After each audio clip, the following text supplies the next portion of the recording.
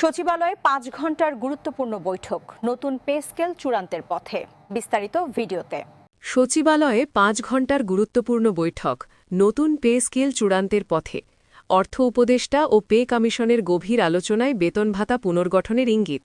Grade ভিত্তিক সমন্বয় ও ভাতা কাঠামো নিয়ে বাড়ছে প্রত্যাশা সরকারি কর্মচারীদের। আসসালামু আলাইকুম।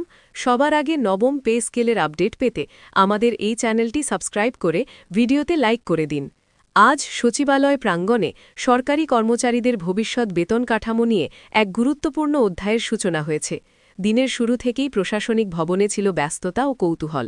সংশ্লিষ্ট সূত্র জানায়, এই বৈঠকে অংশ নেন দেশের অর্থ উপদেষ্টা, পে কমিশনের শীর্ষ পর্যায়ের সদস্যরা, অর্থনীতি সংশ্লিষ্ট বিশেষজ্ঞ এবং বিভিন্ন মন্ত্রণালয় ও দপ্তরের জ্যেষ্ঠ প্রশাসনিক কর্মকর্তারা।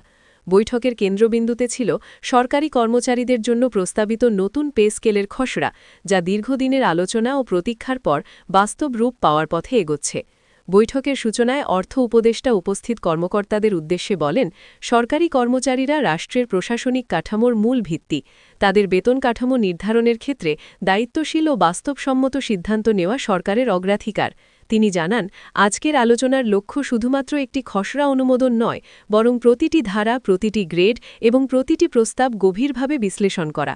সরকারি কর্মচারীদের পরিশ্রম, দায়িত্ব ও দীর্ঘমেয়াদী অবদানের সঙ্গে সামঞ্জস্য রেখে একটি টেকসই কাঠামো দাঁড় করানোই এই উদ্যোগের মূল উদ্দেশ্য। বৈঠকে অংশগ্রহণকারী পে কমিশনের সদস্যরা জানান, নতুন পে স্কেল তৈরির প্রক্রিয়া একাধিক স্তরে পরিচালিত হচ্ছে। বর্তমান বেতন কাঠামোর বাস্তব চিত্র, কর্মচারীদের জীবনযাত্রার ব্যয়, মূল্যস্ফীতির প্রভাব এবং সামগ্রিক অর্থনৈতিক পরিস্থিতি সবকিছু একসঙ্গে বিবেচনায় নেওয়া হচ্ছে। অর্থনীতি ও বাজেট বিশ্লেষকরা বৈঠকে উপস্থাপন করেন বিভিন্ন পরিসংখ্যান ও তুলনামূলক বিশ্লেষণ, যেখানে পূর্ববর্তী পে স্কেল ও প্রস্তাবিত কাঠামোর পার্থক্য স্পষ্টভাবে তুলে ধরা হয়। আলোচনার একটি বড় অংশ জুড়ে ছিল বিভিন্ন গ্রেডের কর্মচারীদের বেতন সমন্বয়। বিশেষভাবে নিম্ন ও মধ্যম গ্রেডের কর্মচারীদের আর্থিক সক্ষমতা বাড়ানোর বিষয়টি গুরুত্ব পায়। কর্মকর্তারা মত দেন, এই স্তরের কর্মচারীরাই প্রশাসনের দৈনন্দিন কার্যক্রমে সবচেয়ে বেশি যুক্ত থাকেন।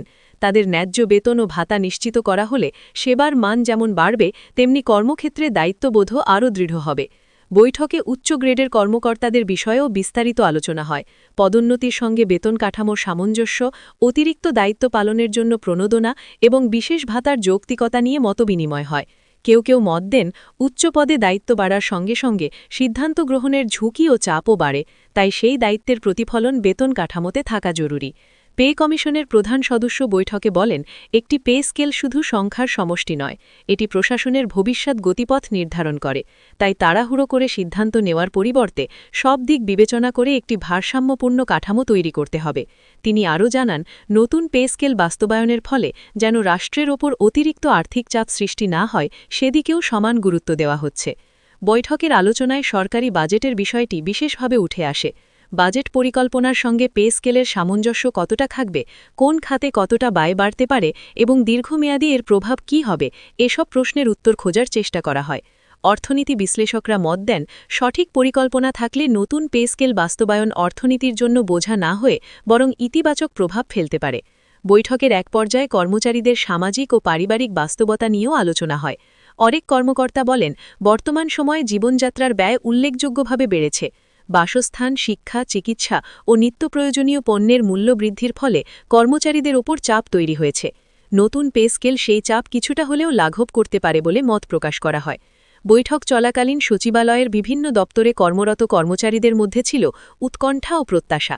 অনেকে নিজেদের মধ্যে আলোচনা করছিলেন সম্ভাব্য বেতন কাঠামো নিয়ে। সামাজিক যোগাযোগ মাধ্যমেও বিষয়টি নিয়ে ব্যাপক আলোচনা দেখা যায়। কেউ আশাবাদী মন্তব্য করেন, আবার কেউ সংশয় প্রকাশ করেন যে চূড়ান্ত সিদ্ধান্ত আসতে আরও সময় লাগতে পারে। বৈঠকের পর সাংবাদিকদের সঙ্গে কথা বলতে গিয়ে অর্থ উপদেষ্টা জানান, আজকের আলোচনা অত্যন্ত গঠনমূলক হয়েছে। তিনি বলেন, খসড়া পে স্কেল নিয়ে যেসব মতামত ও পরামর্শ এসেছে সেগুলো গুরুত্বের সঙ্গে বিবেচনা করা হবে। খুঁটিনাটি বিষয় যাচাই শেষে চূড়ান্ত সিদ্ধান্ত নেওয়া হবে। তিনি আশাবাদ ব্যক্ত করেন, প্রক্রিয়া শেষ হলে সরকারি কর্মচারীরা আনুষ্ঠানিক ঘোষণার মাধ্যমে নতুন বেতন কাঠামোর সুফল পাবে। পে কমিশনের পক্ষ থেকেও জানানো হয়, আলোচনার ভিত্তিতে প্রয়োজনে খসড়ায় সংশোধন আনা হবে। কমিশনের সদস্যরা বলেন, একটি বাস্তবসম্মত পে স্কেল তৈরি করতে হলে কর্মচারীদের প্রত্যাশা ও রাষ্ট্রের সক্ষমতার মধ্যে সেতুবন্ধন তৈরি করতে হবে। সেই লক্ষ্যেই কমিশন কাজ করে যাচ্ছে। এদিকে আন্দোলনরত কর্মচারী প্রতিনিধিদের একটি অংশ বৈঠক নিয়ে মিশ্র প্রতিক্রিয়া জানিয়েছেন। তাদের দাবি, দীর্ঘ সময় ধরে আলোচনা চললেও দৃশ্যমান অগ্রগতি খুব বেশি দেখা যায়নি। তারা মনে করেন, খসড়া প্রণয়ন ও যাচাই বাছাইয়ের প্রক্রিয়া আরও দ্রুত হওয়া উচিত। তাদের বক্তব্য, কর্মচারীদের ধৈর্য পরীক্ষা নেওয়ার পরিবর্তে একটি সুস্পষ্ট রোডম্যাপ ঘোষণা করা প্রয়োজন। এদিকে প্রশাসন সংশ্লিষ্ট বিশেষজ্ঞরা মনে করছেন, এমন গুরুত্বপূর্ণ সিদ্ধান্তের সময় নেওয়াটাই স্বাভাবিক। তাদের মতে, হঠাৎ করে কোনো সিদ্ধান্ত নিলে ভবিষ্যতে জটিলতা তৈরি হতে পারে, তাই ধাপে ধাপে এগোনোই উত্তম পথ। তারা বলেন, পে স্কেল বাস্তবায়নের মাধ্যমে যদি কর্মচারীদের কাজের স্বীকৃতি বাড়ে, তাহলে প্রশাসনিক দক্ষতা ও সেবার মানও উন্নত হবে। বৈঠকে আরও আলোচনা হয় বিভিন্ন ভাতা ও সুযোগ সুবিধা নিয়ে।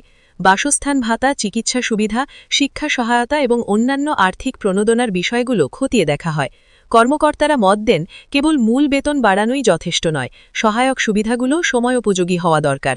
দিনভর আলোচনার শেষে সংশ্লিষ্ট সবাই একমত হন যে নতুন পে স্কেল বাস্তবায়ন একটি সমন্বিত উদ্যোগ।